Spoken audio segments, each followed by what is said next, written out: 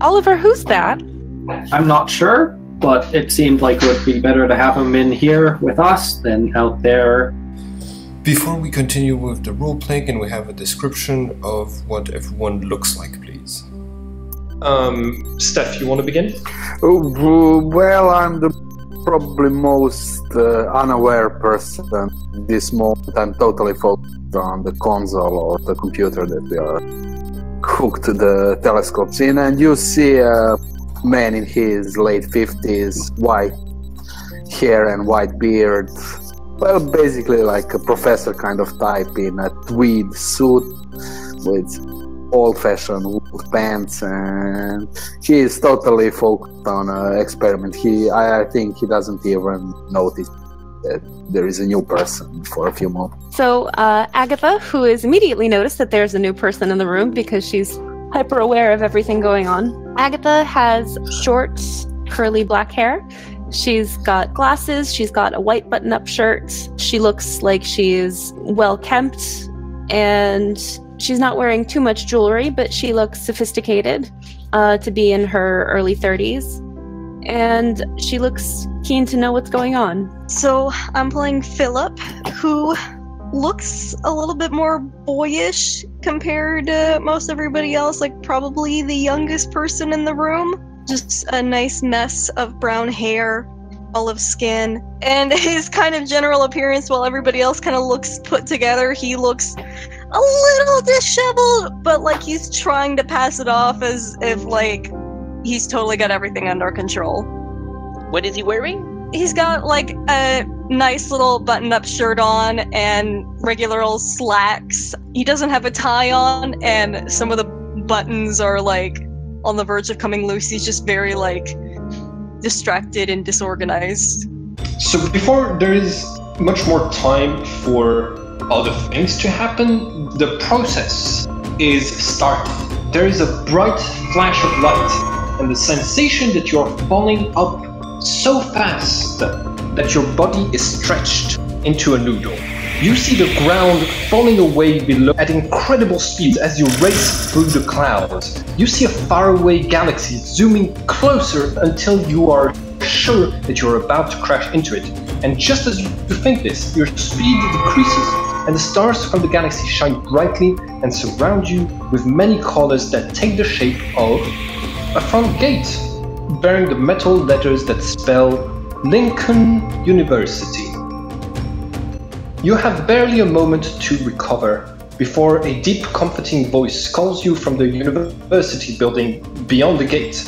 Welcome! I'm so glad you could make it. And you see Alison Melfi, the astromancer, who's coming towards you. She is wearing a white lab coat with 8 holes inside of it and a coffee-stained Queen's t-shirt underneath. And she is accompanied by someone who looks exactly like her. I think only Stefan knows who this is. This is Apollo. Apollo is Alison's diva.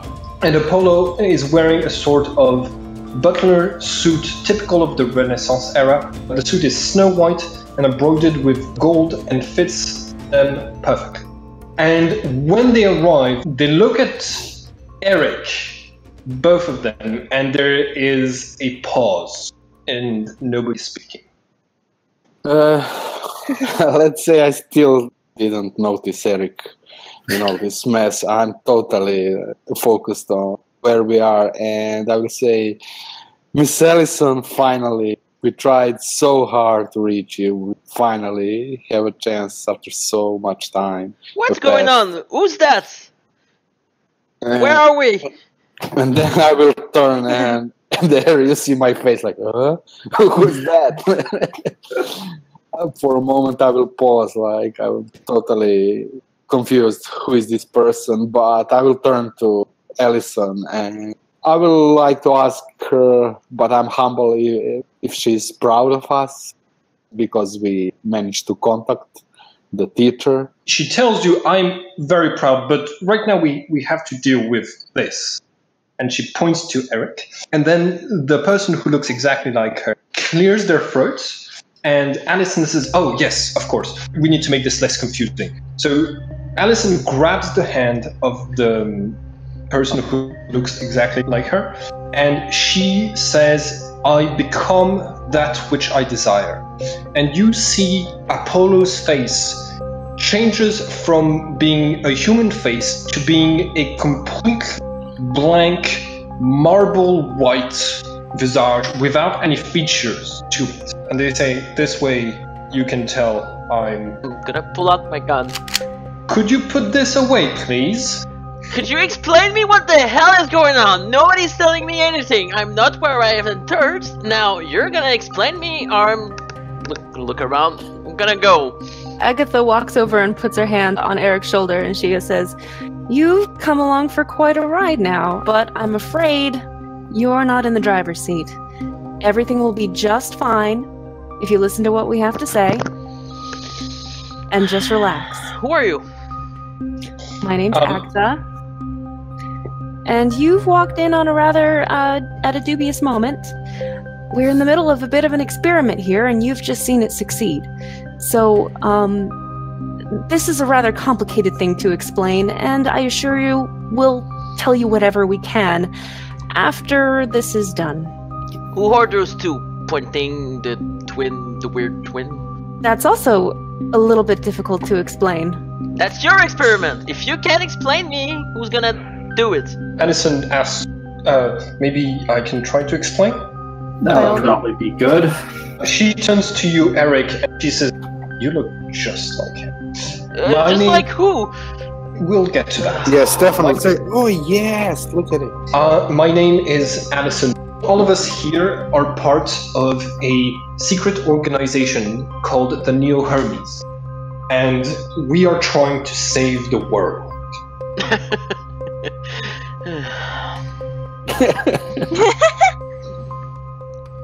Go ahead. In the beginning, there were 12 gods called the Elohims, and they. No, okay, no, that's enough. That's enough. How can I just get out of here? I'm not absolutely sure. She turns to Stefan and she says, we probably need to take him for your palace to go back to reality. I agree. You were always the wisest. But before you go, your uncle Nicholas, he was a part of our group tour. Pretty much guessed it, because all his fortune went here. Yes, he wanted to finance this project in order to rewrite history. He was more crazy than I think. Well, the supernatural is real, and if you let us explain, we can tell you why your uncle was a great person who almost succeeded in saving the world with us. Flash news! World still exists! Yeah, because Stefan has a little bit problem with his eyes. He will go approach the Eric and oh yeah, it looks like him. It's a spit image.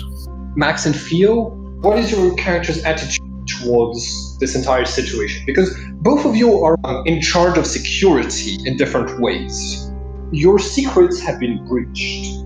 I, in general, am both in shock that it worked and also in shock that we have somebody here that was not originally planned to be here, and so my eyes are just trained on him, making sure that who's nothing who's fixing me? Just to I still don't know who is who.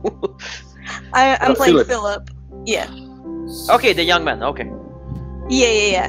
So I'm just kind of watching in shock and slight horror as everything goes down, and hoping that nothing falls to shit. Is there any chance your character would have taken any weapon to meet the Astromancer? Probably, yeah. I mean, I guess I have a little pistol in my back pocket just in case, but for the most part, I'm also just trusting my pure strength. What about your character, Oliver? He was getting ready to justify his actions, but since no one's questioning them, he's just gonna hope this all goes really, really well. Jonathan, the characters, they have a weird attitude when you point a gun towards them. They all flinch because of the danger, but they don't seem as intimidated by a weapon as most people would. And Allison is asking you politely, do you think we could talk without the presence of a weapon? Do I notice anyone who has a weapon? Nobody pulled anything out. No, but can I see if someone wears a gun or something? Yes, please make a search test. Theo, could you make a stealth check? Theo, your stealth is at +6 because it's still under your clothing right now. Okay. The gun. You have a 14, but unfortunately, Philip's stealth is a bit better, so you don't notice any weapons.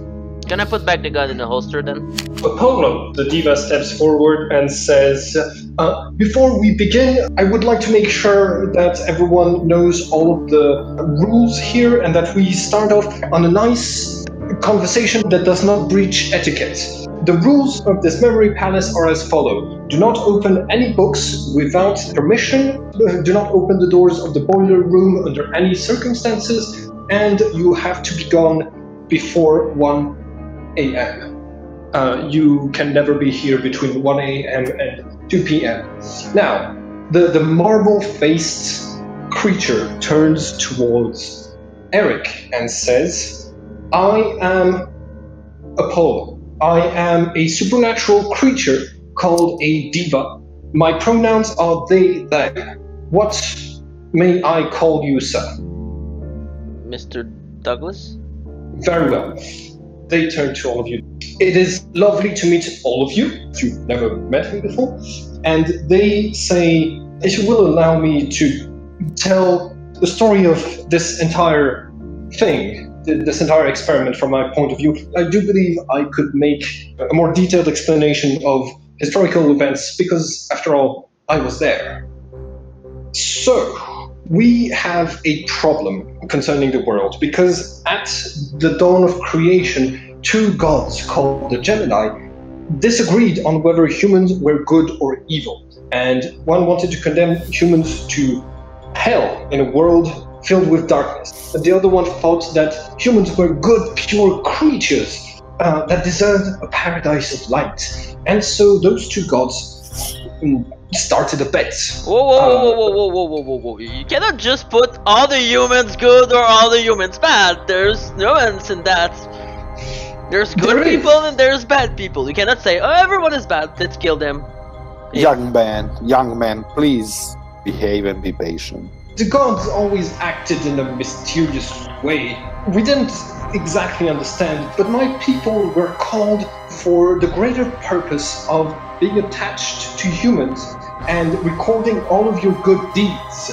And the Archons, beings of darkness, were called to record all of the dark deeds of humanity.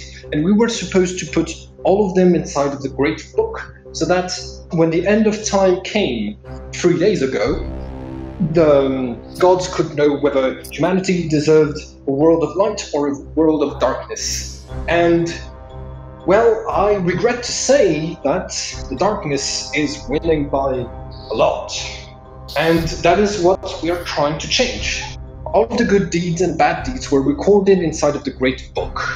You know the Great Book as the night sky. At night, the good deeds of the bravest heroes of humanity shine as the stars, but unfortunately the bad deeds done by the most mischievous villains are the black dots. And we are trying to rewrite those black dots.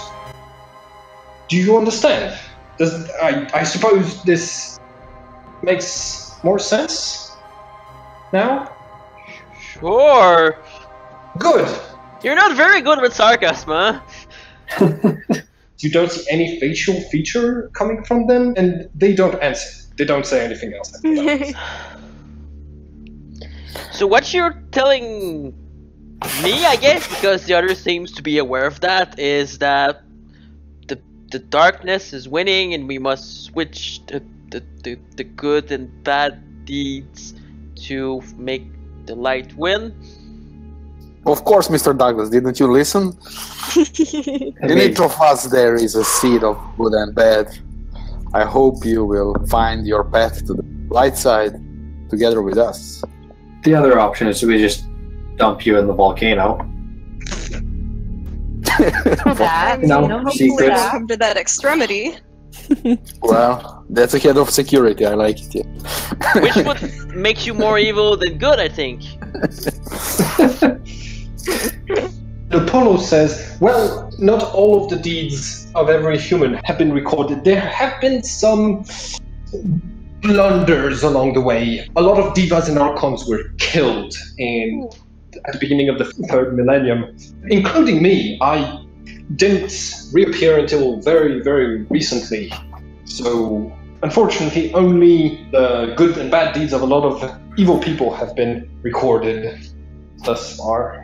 So, those were supposed to record that doesn't do it? No, it's just that a lot of divas and archons died. There were only 72 archons and 72 divas left during the third millennium, and they were attached to people who had been corrupted in the past. You're telling me that there is 144 archons and Devo that record all the good and bad deeds on the planet? There used to be. And then the Hermes arrived. You know, we are all part of the Hermes organization, and all of the people around you, all of those magnificent people have found a way to bring back to life their Archon and their Diva and use their powers. Your uncle was a magnificent Hermes himself, and, well, he didn't bring back his Archon and his Diva. Unfortunately, he didn't have the time to finish the process, but he helped us a lot, and he really wanted to. Stefan, do you think you could explain? I don't know much about the way the world is these days. I'm not sure I can explain what your group is doing as well as you could. Well, young man, you look like investigator type, if I'm not mistaken. Good observation, Sherlock. Yeah.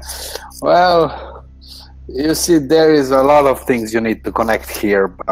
We have some documents that might help you if you are interested in learning the secrets of the world itself. But let's put it that way. All of us once had a seed of light and dark inside us that was recording our deeds. So we all can be judged at the end. But history made us lose connections to our archons and divas, or light or bad observers of our destiny. And as you know, the history of humankind is not, it's mostly populated with the dark things, and all those dark things are just accumulating and making us look very bad, and we will probably end up towards darkness. So this little organization is actually, its main goal is actually to spread all this knowledge back to the humankind, so people like you can find their archons and divas and connect with them again, so they can, as you might say, control their own destiny and not be just a wimp of iron-based entities. And I don't even know what to answer you, Mr. Lewowski. Yeah, no, it's hard to comprehend all at once. It's a lot to take in. Yeah. Well, look at around yourself. This is the first proof that the whole cosmos is not everything you just see with your human and material eyes. There is much more to it. But how did you end up here? I was following my uncle's fortune and led me to your group. I was in fact coming to see if there was any way to get it back. I will smile back and say, yeah, that sounds like Nicole. He plotted the accidents to lead him back to his own self. And then I a little bit wander with my thoughts. Alison turns to Oliver and says that trail of clues that he followed, we have to erase it. When you go back into the real world, could you make sure that the Hermes can't find it? Yes. There is new verse called Shift Delete. Yep, I can work on that. That's definitely something I can do. I'm going to need some help finding it because I have absolutely no idea what you're talking about. But yeah, definitely something I can do. To make matters clear, there was another Project Ascension a long time ago, and I was a part of it. Eric's uncle, Nicholas, was part of it, and Stefan's wife was a part of it, along with other people. And we were trying to rewrite history, but we were found out by people who don't want the light to win, and we were all killed. And I will turn to Mr. Douglas and said, there is a case you can investigate. I know who killed us, and that person, well, died very shortly after we were killed. There is no need to look for vengeance. The only path we can follow now is onward. So that's your conception of good and bad. There's trouble, you kill the trouble. No justice, no nothing. No, we are part of two organizations. We're part of the Hermes, and the Hermes are trying to hide the knowledge from humanity, the occult knowledge, and they're trying to control the way people think, and they have been succeeding for millennia. We are part of the Neo-Hermes. We are in a splinter faction inside of the Hermes group, and we are trying to free information. We're trying to spread that light and make the light win in the end. That's what Project Ascension is all about. Okay, but you're not answering what I asked. You told us that you knew who killed my uncle and the others, and I ask you, that's your way to see justice. You see a problem and you kill it. No, we don't. That person died in a horrible accident. It just happened right after we were murdered. And who was that?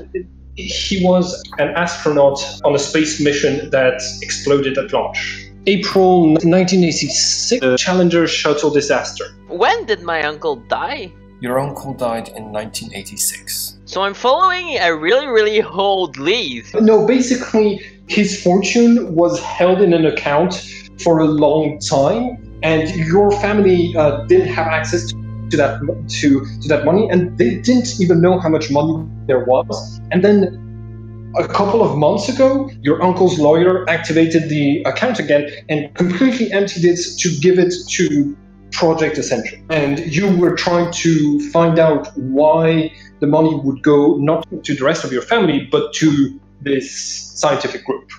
Because it only happened a couple of months ago. Okay, I was under the impression that he died a couple of weeks ago. No, it's been a long time. When were you born? How old is your character? He's 35. And so you were born in 75. You would have been, what, 8 years old when your uncle died? I don't think you have a lot of memories of him. Okay, probably not, no. Hi everyone, and thank you for watching this video. If you want to be a part of this story, we are currently looking for more players and game masters to play new games in this setting and on this channel. You can also be a part of the story by having your face added to the cast of characters. I draw all of the images for this game, and you can commission me to make you into an NPC. If you like the style and you want a drawing like that of yourself, or if you want to contribute to the project, you can contact me through the links in the description. Finally, if you want to keep up with all of the adventures on this channel, don't forget to subscribe and click the bell button so you can get a notification each time we upload the next episode of this story. And it would be very nice of you to like and share the video to help this channel grow. Have a nice day, everyone.